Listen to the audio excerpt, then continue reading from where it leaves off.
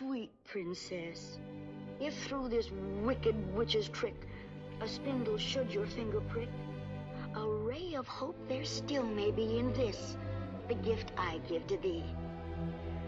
Not in death, but just in sleep, the fateful prophecy you'll keep. And from this slumber you shall wake, when true love's kiss the spell shall break. For true love conquers all. There is no denying that Disney, particularly the Disney animated canon, is woven into the fabric of Kingdom Hearts. At its heart, it's a crossover. Ansib's evil plan in Kingdom Hearts 1 hinges upon kidnapping 6 Disney princesses and 1 non-Disney princess. Mickey Mouse is one of the strongest Keyblade wielders of all time. His court magician, Donald Duck, magically obliterates a major villain and dies from the effort.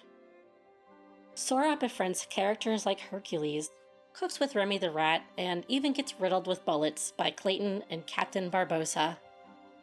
Disney's inclusion extends beyond simple crossover and fan service, though, and despite the insistence of many a Kingdom Hearts fan, the Disney content is decidedly not filler.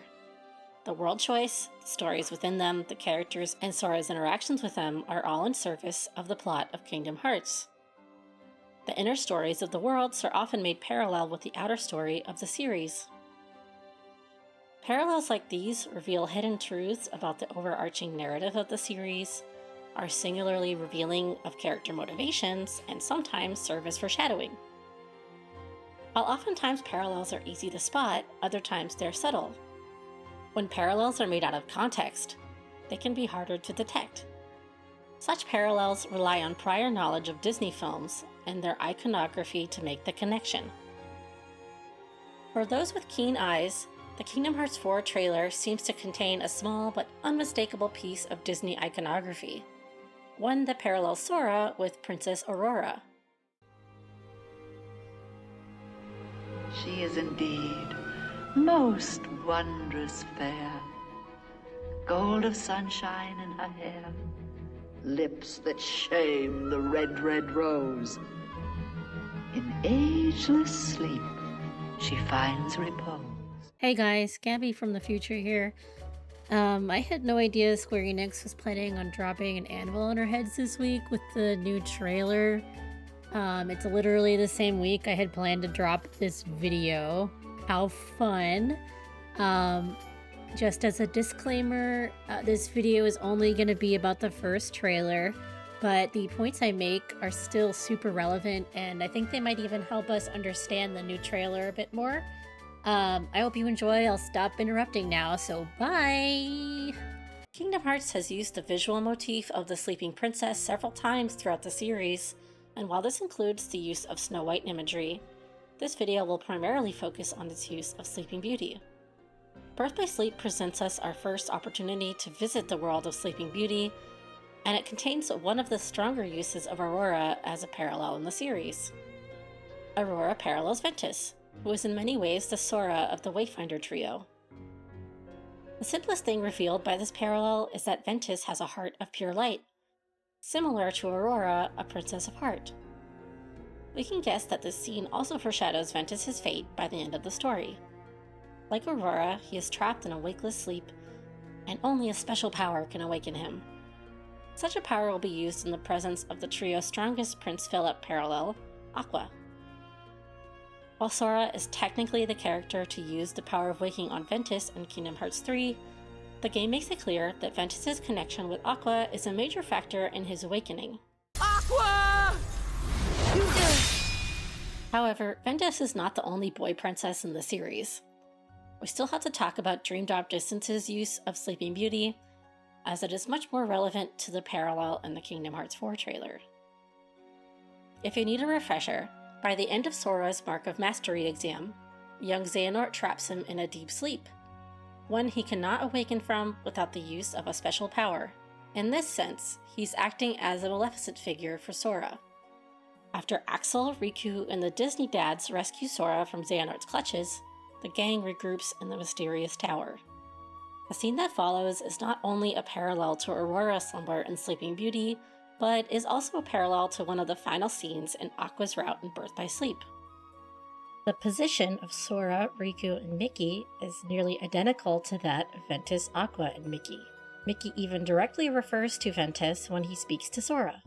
Aw, Sora. Don't tell me your heart's sleeping too. In BBS, Yensid tells Aqua that her love will bring Ventus home. In DDD, Riku is not afforded such a term, and is instead given a lecture by Master Yensid. Riku, you unlocked those keyholes within Sora's dreams. Therefore, it stands to reason that you now have the power to awaken Sora's heart. But there is no denying Riku stands the better chance, having dived into Sora's heart as long as he has. If we are to take a moment to read between the lines, the game is saying that Riku's love will wake Sora up, and that his love for Sora is the very foundation of his new power. Riku, like Aqua, is paralleled with Philip in this scene. He kneels by Sora's side, like Philip does for Aurora. Riku waxes poetic about how peaceful, aka beautiful, Sora appears in sleep. But of course, instead of kissing Sora on the mouth, he uses the power of waking, beats up a boss, and answers 3 questions that affirm how important Sora is to him to rouse Sora from his slumber. This kind of roundabout storytelling is a hallmark of queer subtext, not just Kingdom Hearts flavor. Yensid cannot tell Riku outright that his love will bring Sora home, Riku cannot kiss Sora to wake him up, and the scene must include the mouse.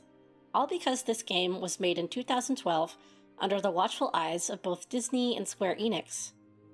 However, this allusion to Sleeping Beauty was so important as to be included in the finale of the game that I can't help but wonder if its use signifies a change in Sora and Riku's dynamic, showing us that they may be more than just good friends. This is now the time to back out of the video if challenging your assumptions about the series scares you. I'm not going to pull punches. I'm gay and tired. With this precedent set, the Sleeping Beauty illusion in the Kingdom Hearts 4 trailer starts to make more sense. Sora dies at the end of Kingdom Hearts 3, and his subsequent appearances until the trailer show him in dreamlike environments, wandering a wakeless sleep. Riku, the Philip of the duo, has been searching tirelessly for Sora. Their only lead is through Riku's dreams, and the last we see of Riku shows him blasting off into Quadratum, using the power of waking on a quest to bring Sora home. However, if we are meant to view Sora as Aurora in the trailer, it follows that he should not be able to wake up without some sort of intervention from his Philip. Unlike Aurora, Sora wakes up pretty much immediately during the trailer, and Riku is nowhere to be seen. What I'm suggesting is that the use of the Sleeping Beauty parallel is a hint that Riku is actually present, but unseen in the Kingdom Hearts 4 trailer. Sora is only able to wake up because Riku has used the power of waking to reach him, or perhaps because of something Riku has done off-screen. Beyond this parallel, the trailer contains other hints to support the idea that Riku has arrived in Quadratum by the time Sora wakes up, which rest assured I will go through in painstaking detail. Part 1, Dream. Near the beginning of the trailer, after Sora walks out onto the balcony, we're brought to an intersection. A close-up of a stoplight shows the light change from red to green, which prompts a blue car to pass through the intersection. Standard fare for a city, but this brief scene is loaded with a ridiculous amount of symbolism. And to unpack it, we must first break down Sora and Riku's dream of Quadratum, the secret movie of Kingdom Hearts 3. The secret movie opens with a shot of a puddle on the pavement reflecting lights from the surrounding city. The reflection is bisected by shadow, with cool colored light reflected on the left and warm colored light reflected on the right. After a beat, a single shining water droplet falls into the puddle.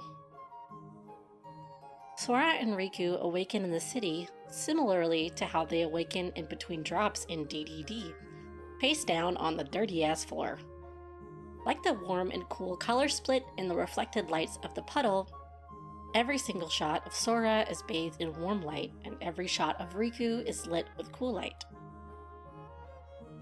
The two never meet, and it's clear they're unaware of each other's presence within the city. If you take nothing else from this video, take the knowledge of the color coding of Sora and Riku from it at the very least. The color coding of the Secret movie is part of a larger trend, one that has been present in Sora and Riku's designs from the start. The Secret movie merely takes their complementary color schemes to its extremes and further bolsters the association of Sora with reds and warm colors and Riku with blues and cool colors.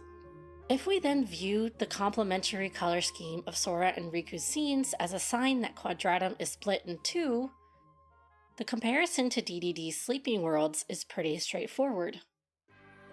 In that title, the worlds are split after Sora and Riku are separated at the start of their test.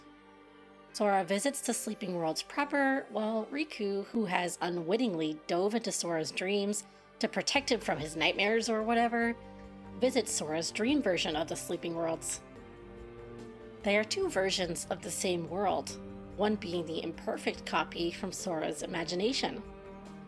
If we then connect the dots to the Secret movie, we can interpret the water droplet at the beginning as a visual metaphor for Riku dropping into Sora's dream. Of course, this begs the question, is the Secret movie Riku's dream at all, or is it Sora's?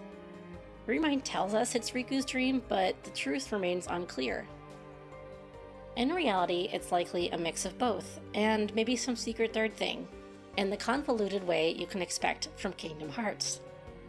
Just like in DDD, however, the divide between the worlds might not be as impermeable as it seems. When Sora awakens, he sees a bluish light, but only in reflections that he does not linger on for long. Hints of blue and green light follow him throughout his side of the movie. Riku, by contrast, immediately zeroes in on a red stoplight when he wakes up. And by the end, he sees a tall building with two red lights pulsing like heartbeats. We know from Riku's account of this dream, he's looking for Sora, which is clearly communicated by the red lights he spots in the city. Sora, by contrast, barely acknowledges the blue light that seems to be following him throughout the Secret movie. At the start, he spots that reflection of blue in a car window, but later we actually see green stoplights overhead as he meanders about the city streets. We've already seen that the red stoplight in Riku's dream represents his search for Sora, so we can assume that the green light at the edge of Sora's periphery represents how Riku may be watching over Sora. The stoplights are a rather clever way to communicate both Sora and Riku's predicaments, and also reflect a bit about their personalities too. Sora has always been one to stop and smell the roses, while Riku is often quite goal-oriented. Have I mentioned how much I love the Secret movie? Anyway, there's a lot more packed into this movie that I could pick apart for hours, but the main takeaway we need from this mini analysis is that Sora is represented by a red light, Riku is represented by a green light, and that Kingdom Hearts 4 will be drawing heavily on the lore of DDD. You may have already guessed what I'm getting at, but let's go back to the brief shot of the intersection from the trailer with the symbolism from the Secret movie in mind. The first shot here is a close-up of a stoplight changing from red to green. In other words, a change from Sora to Riku. Taken further, the light change can also be read as from stop or rest to go or wake. Recall how in the Secret movie, Quadratum is eerily still, empty, and quiet. In sleep, the city is frozen in time, and not a soul stirs. This characteristic is true even in Yozora's boss arena, though instead of green and red lights, the lights in the street flash yellow, something in between. Compare this to the trailer's version of Quadratum, where the city bustles with foot traffic and cars buzz through the intersection. Sora wakes up, and so does the city, and this awakening is associated with Riku. If this seems like a reach, if we simply pause the video, there's a sign clearly visible on the wall that reads D-Eater D-Dream. It's a contender for the most blatant reference to Dream Drop Distance yet, complete with 3 whole Ds. It stands then that the change from red to green could also be referencing the controversial drop mechanic from DDD. That isn't to say that the drop mechanic will be returning in Kingdom Hearts 4, but rather that Sora and Riku are in Quadratum simultaneously, though perhaps in different versions of it, similar to the split worlds in DDD and similar to the Secret movie. After the light changes, a blue car speeds through the intersection. Later in the trailer, a red car nearly collides with the dark side before being lifted into the air. Following the established color coding, the blue car can be interpreted as Riku looking for Sora, and the red car as Sora being ensnared by darkness. The blue car being the first to move after the light changes is but another hint that Riku is in Quadratum and actively in search of Sora by the time the trailer is taking place. Part 2: Sleeping Beauty. To reiterate the main point from the introduction, Sora has a strong association with Aurora. In the trailer, we see him sleeping peacefully in yonder topmost tower of a luxury apartment complex. But this comparative imagery is not new. Sora has a long-established association with not just Aurora, but sleep in general. Sora has been chronically fatigued since the beginning of the series, shown through his predisposition for fainting, naps on the beach, and his year-long sleep detour. The opening movie of Kingdom Hearts 1 takes place in Sora's dream, and when we first take control of him, he stands on a huge mural of the other sleepy Disney princess, Snow White. He's even been shown dozing off while standing up in a moment of boredom. Xehanort takes advantage of this trait to nearly lure him into becoming a vessel of darkness. It's dire. Sora dies at the end of Kingdom Hearts 3, or in euphemistic terms, he falls into an eternal slumber. Aurora's fate is similar. Maleficent originally curses her to die on her 16th birthday after pricking her finger on a spinning wheel, but Merryweather gives her a failsafe. Instead of death, she will fall asleep only to awaken with true love's kiss. Per Chirithy, sleep and death do touch after all.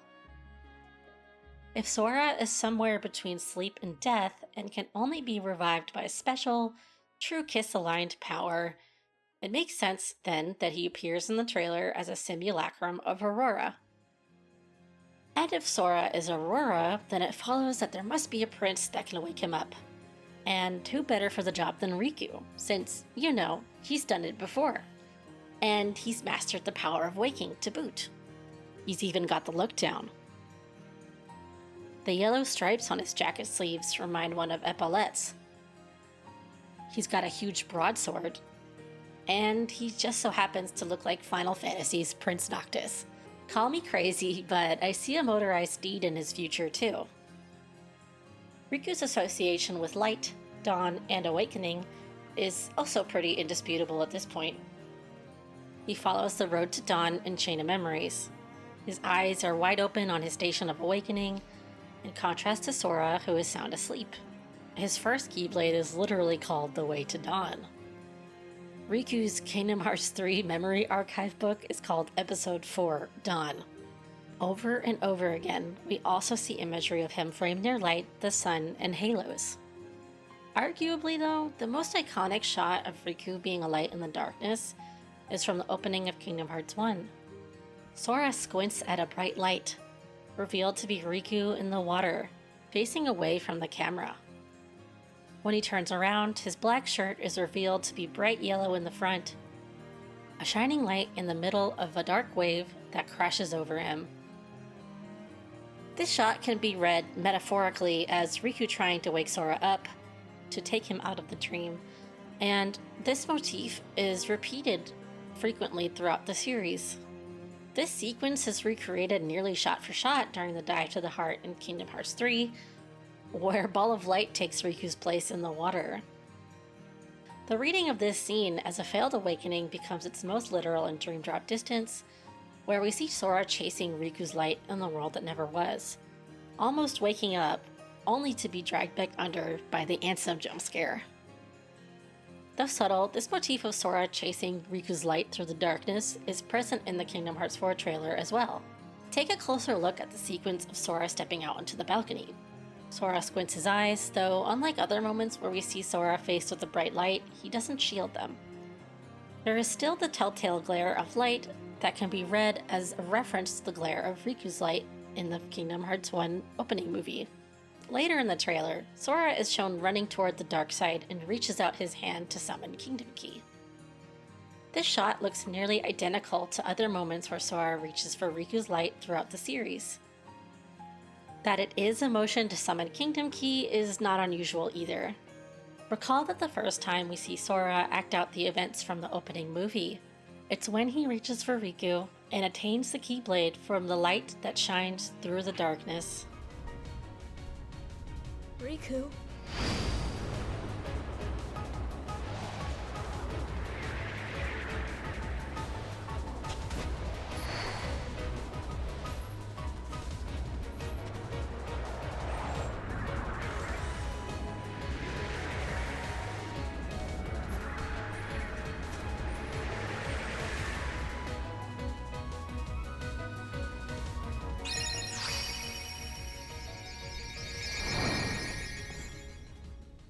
In the Kingdom Hearts 1 Ultimania, Nomura clarified that this early scene literally depicts Sora obtaining Kingdom Key from Riku's heart's light. Even though Riku was the rightful owner of the Keyblade, then why did Sora obtain the Keyblade in the beginning? Even though I would like to keep that obscure, there is a scene in Destiny Islands where Riku is being swallowed by darkness. A light appears, and Sora first obtains the Keyblade. With the setting I created, the darkness that surrounds them is Riku's heart's darkness. At that moment, Sora enters the darkness, and the light he sees inside is Riku's heart's light. Sora, who is squirming in the darkness to save Riku, touched the light and temporarily obtained the Keyblade from Riku. It's why Riku is considered the original owner of Kingdom Key. It seems that it could in fact have been forged from a piece of Riku's heart. But that topic is for another video, so please hit me with hammers until I write more stuff. Now, returning to the shot of Sora on the balcony, we can see Sora looking out at the Shibuya skyline at dawn, something intimately tied to Riku and to the story of Prince Philip and Aurora.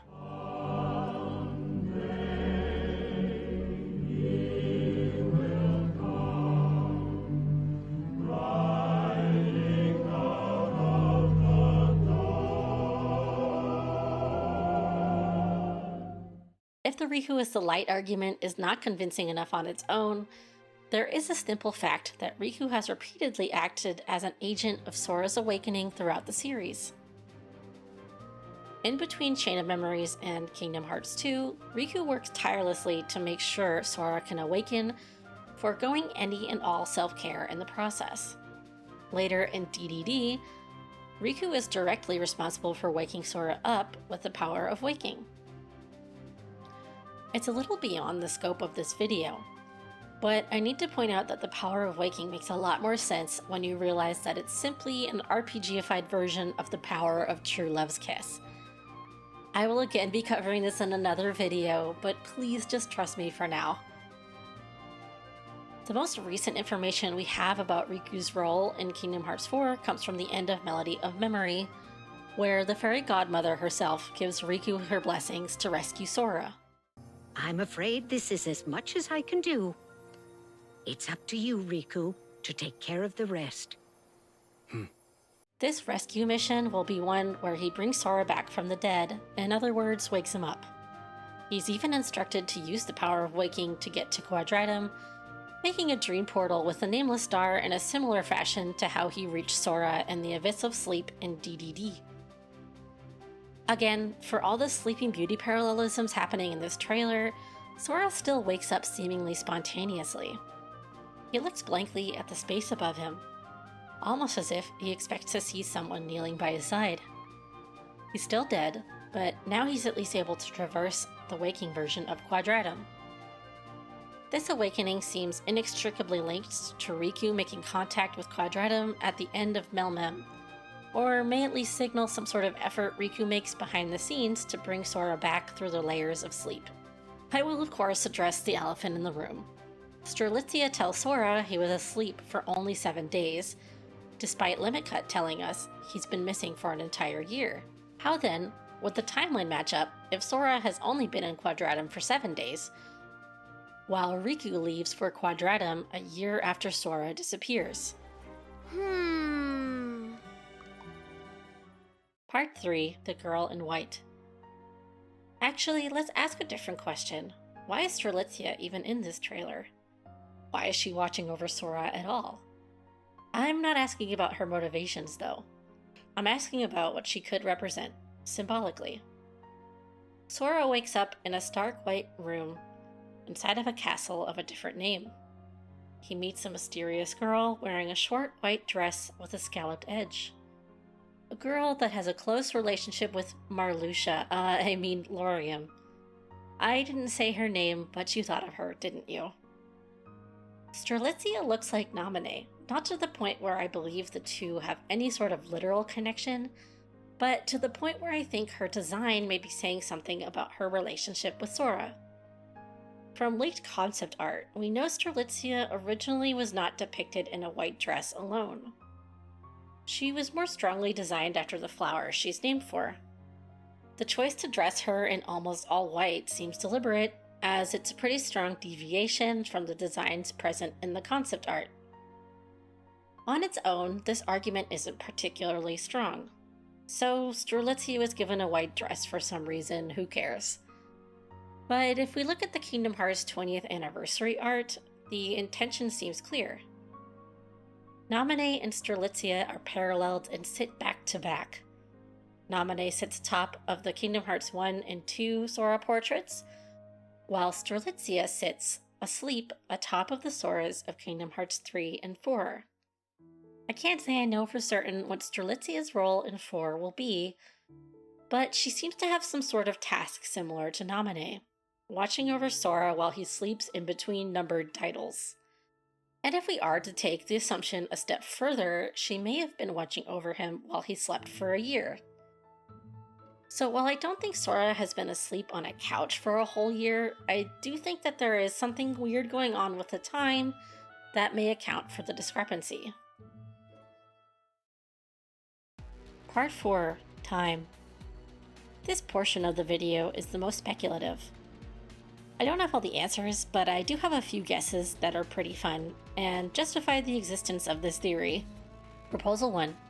Time dilation. Time dilation is a term borrowed from physics, specifically the theory of relativity. Broadly, it describes discrepancies of elapsed time measurements between two clocks. In simpler terms, it theorizes that time is relative to the observer. I'm not a physicist, nor am I interested in explaining something I have a pretty limited understanding of, but time dilation is a useful term for discussing a phenomenon that has already been established in Kingdom Hearts, namely the discrepancies between the passage of time between two different worlds. There are examples of time dilation occurring a few times throughout the series, including in Dark Road, which presents the concept quite clearly.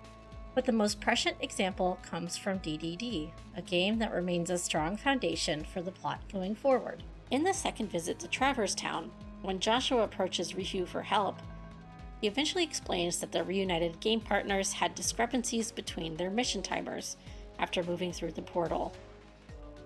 According to Joshua, this should be impossible if both worlds are true parallels, but for some reason they're not.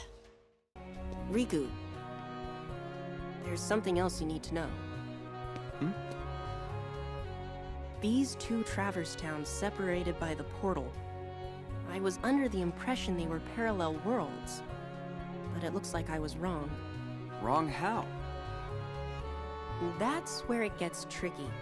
After you and Sora left, Shiki crossed the portal to join her game partner. Did you notice players have a mission timer inscribed on their hands? Well, when she got to the other side, Shiki had more time left on her clock than her partner. And when Beat's partner crossed over from the other side, she had less time left. So time flows differently here and there? So what? That's true of any two worlds. Their homeworld would be running on a different time axis too. This seems like a minor throwaway line, but if two worlds would naturally be expected to flow at different speeds, why not two realms? Perhaps then, 1 week in Quadratum is the equivalent to a year in the realm of light.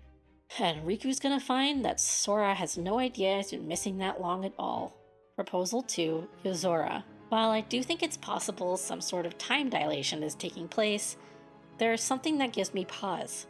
I don't think the writers want Sora stuck at age 15. I think part of the point of the time skip at all is to justify writing a Sora that's a bit older. whether he's conscious during this development or not. Maybe Sora has spent only 7 days in Quadratum, but the remainder of the time was spent elsewhere, in Limbo, and perhaps not entirely alone. The battle, or battles, let's be real, and subsequent cutscenes with Yozora and Limited Cut raise more questions than they answer. But the biggest mystery is the canonicity of the two endings. Yes, Nomura stated in an interview that the lose ending didn't have much significance to the story, but I don't trust him. Having two endings, a win or a lose outcome, is already an anomaly in Kingdom Hearts. In fact, it's the first of its kind. And it's all but guaranteed that new players will die on their first jab at Yozora, and second or third, fourth, you get the idea. Really, the most we know about the battle between Sora and Yozora is that A, it takes place inside of a dream, and B, that it's very difficult, taking even decently skilled players over a dozen tries for a win. If the battle does take place in a dream, and we are meant to lose it several times, perhaps it's by design that we're guaranteed to see both endings. In other words, they're both canon. What if after he dies in 3, Sora has recurring dreams or nightmares of fighting Yozora, effectively stalling for time until he can be transported into Quadratum? In DDD, Sleeping Worlds experience their fall to darkness as a recurring dream in a similar fashion. So Sora may be experiencing the same. It would certainly be an interesting way of canonizing the difficulty of Yozora's fight and explaining the time lapse between 3 and 4. It would also follow along the current trend of hinting that Kingdom Hearts may be a video game of sorts in universe. We do know, after all, that the game over screen is canon, so why not the ability to hit continue?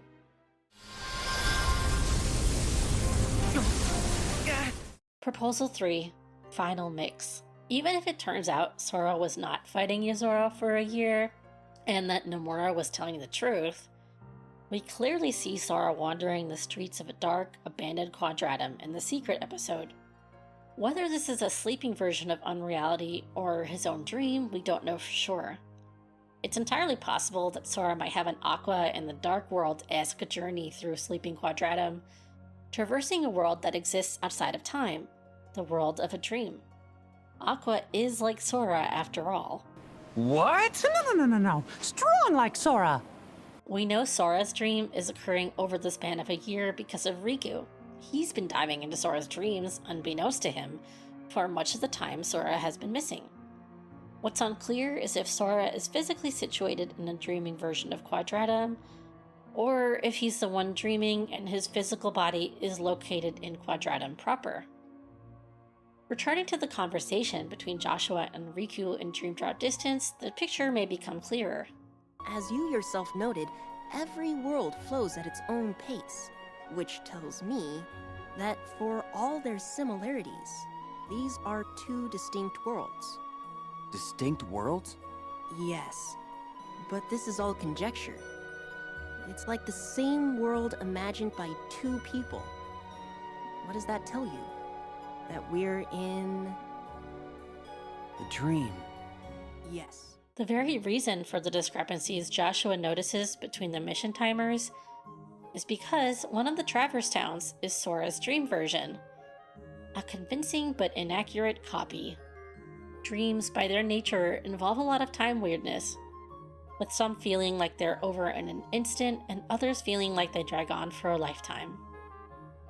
Our ability to gauge the passage of time in dreams is already compromised and even referred to by Maleficent and Sleeping Beauty. The years roll by, but 100 years to a steadfast heart are but a day. Sora, then, may not have necessarily experienced the waking realm of Quadratum for a year, but perhaps experienced a significant passage of time through a dream, regardless of whether his body was physically present in Quadratum or not. It may even be the case that Sora's 7 days sleep in Quadratum felt like a year, simply due to the distorted perception of time in dreams, and that 7 days in Quadratum is equivalent to a year in the realm of light. Regardless of the exact explanation for the misalignment of time between Sora's awakening and Riku's arrival in Quadratum, I have every reason to believe that they will both be present in the city early in the game simply due to storytelling convention. It's unlikely that Sora will be spending any quality time in Quadratum without the player, despite how amusing it would be to see Sora a year into working gigs in an attempt to pay rent. That's a journey we'll be taking together. Similarly, it's all but guaranteed that Riku will have a significant role to play in Kingdom Hearts 4, and this role will be played in Quadratum. The writers have bent over backwards to show us that Riku is going to Quadratum alone to rescue Sora, and that he too will be tasked with navigating an exciting, frightening metropolitan world. What? I gotta tell Riku what a blast this place is! Part 5. Space. There's one other tiny hole in this argument, one that will take this essay in a weird but hopefully illuminating direction. Remember the shot of the sunrise in the trailer? Let's return because I also lied to you earlier. When Sora looks over his balcony in the trailer, he's facing west. He's not watching the sunrise, he's watching the sunset. The skyline featured in the trailer contains the epicenter of Shibuya, the Scramble Crossing. The most prominent skyscrapers on the skyline from left to right are Shibuya Stream, Shibuya Scramble Square, and Shibuya Hikarie. Twitch streamer Aitai Kimochi located Sora's apartment some time ago. Sora is located at the Regno Rafine in Aoyama, which is due east of Shibuya Scramble Crossing, meaning he's looking westward toward the crossing at the setting sun. The location seen from the balcony is actually where Sora ends up fighting the giant Darkseid later in the trailer. The Scramble Crossing and area surrounding it is a pretty prominent feature of the setting for everything we know about Kingdom Hearts 4, and is even featured in the Verum Rex trailer. But why here?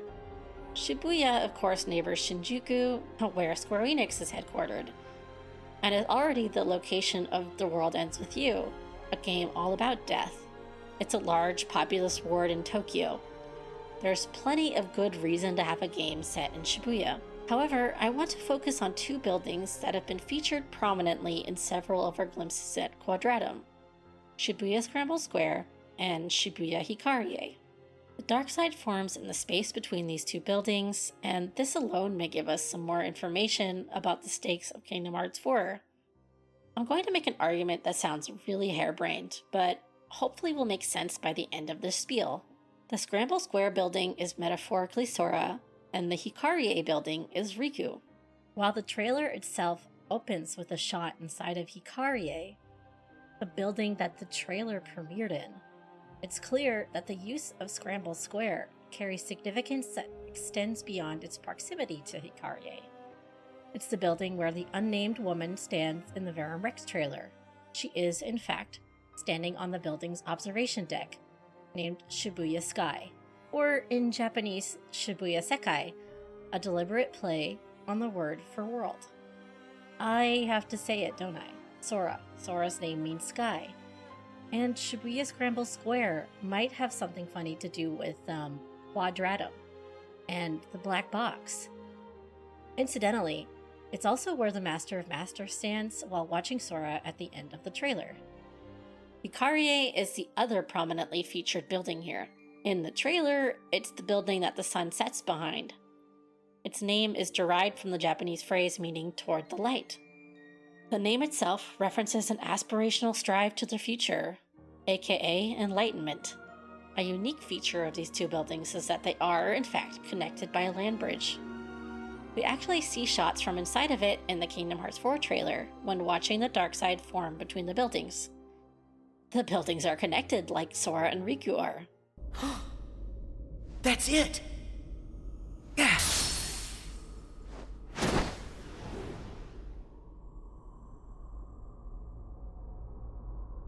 But what happens when this connection is severed? Perhaps when the land bridge is ripped from its foundation, which Sora so coolly slides down, straight into the maw of darkness. Perhaps this severance is some aspect of the Master's plan, and the reason why darkness begins to appear in Quadratum at all.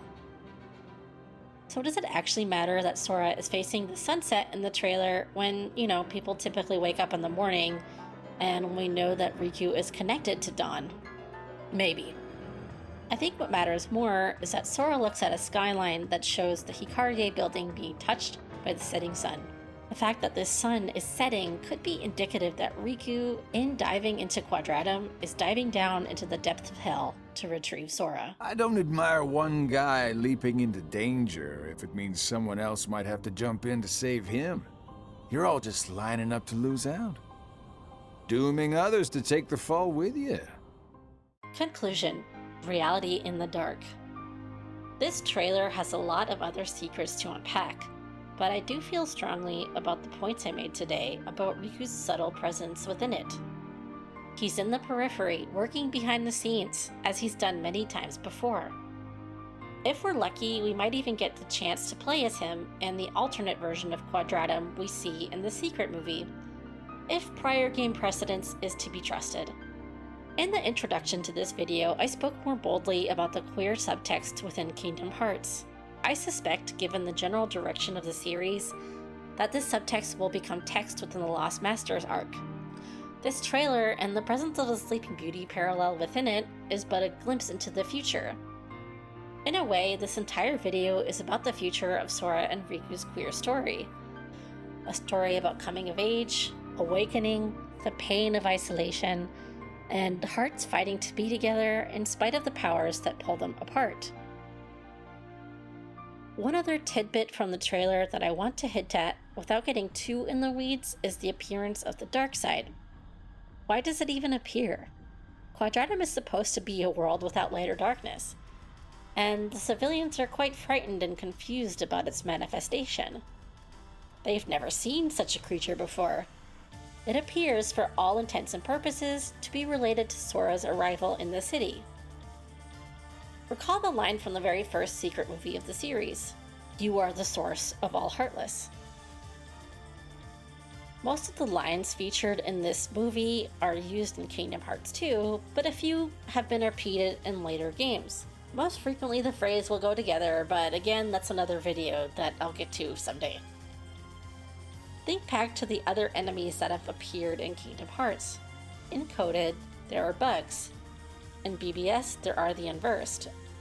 And in DDD, there are nightmares. Coded tells us directly that the bugs originate from Sora's Heartless. The Unversed were made from the splitting of Vanitas and Ventus, and the nightmares on Riku's side in particular are from Sora. Just take a look at the similarity between the scene where Vanitas explains the origins of the Unversed and the scene where the anti-Blackcoat nightmare first appears. Darkness flows around in a circle and manifests itself into different creatures. The Unversed are fledgling negative emotions under Vanitas' control, while the anti-Blackcoat nightmare is a manifestation of Sora's fears.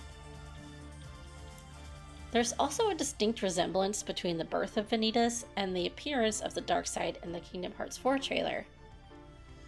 Both are born in a big dark orb that sucks in darkness from the world around it. They burst from the orb in a similar fashion. What I think is being said here is less about how Vanitas will be involved in the future, and more about how a forceful separation is the birthplace of a vast darkness. Although, for what it's worth, Vanitas will probably return, given his ties to true darkness. We see this theme of separation explored in Toy Box, which is a world that is a huge foreshadower of Quadratum. Again, with the square and box puns. It's not my fault.